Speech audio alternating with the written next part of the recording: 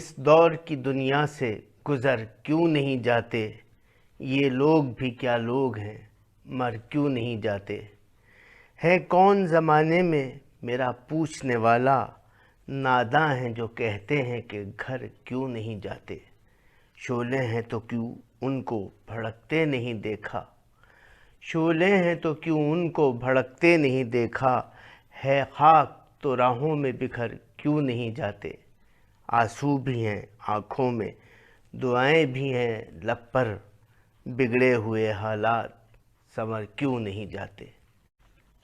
جب کبھی کسی ایسے عوامی شاعر کا ذکر ہوگا جو جمہوریت کی خاطر آمریت کے سامنے دیوار بن کر کھڑا رہا، تو جو پہلا نام ذہن میں آئے گا وہ ہوگا حبیب جالب۔ انہوں نے زندگی بھر عوامی مسائل اور خیالات کی ترجمانی کی اور عوامی حقوق کے لیے زندگی بھر آواز بلند کرتے رہے۔ ان کے بقول مخلوق خدا جب کسی مشکل میں پھنسی ہو، سجدے میں پڑے رہنا عبادت نہیں ہوتی۔ غالباً اسی لیے وہ عوامی حقوق کے لیے عملاً جد و جہد کرتے رہے۔ ان کا اصل نام حبیب احمد تھا۔ وہ 24 مارچ 1928 کو ہوشیارپور میں پیدا ہوئے۔ 1962 میں انہوں نے مشہور ترین نظم ایسے دستور کو صبح بے نور کو میں نہیں مانتا تحریر کی۔ وہ محترمہ فاطمہ جناح کی صدارتی مہم کا بھی حصہ رہے۔ انہوں نے سیاسی و سماجی ناانصافیوں کے خلاف ہمیشہ آواز بلند کی، یوں عوام کے محبوب رہے۔ بعد ازاں ان کی نظموں لاڑکانہ چلو ورنہ تھانے چلو، ظلمت کو ضیاء سر کو صبا، بندے کو خدا کیا لکھنا۔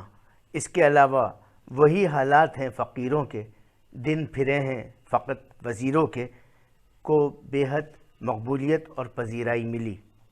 جالب کے شعری مجموعوں میں برگ آوارہ، سر مقتل، عہد ستم، اس شہر خرابی میں اور حرف سر دار اور چاروں جانب سناٹا شامل ہیں۔ حبیب جالب نے کئی معروف فلموں میں بھی نغمہ نگاری کی، جن میں ماں بہو اور بیٹا، زرقا، موسیقار اور خاموش رہو قابل ذکر ہے۔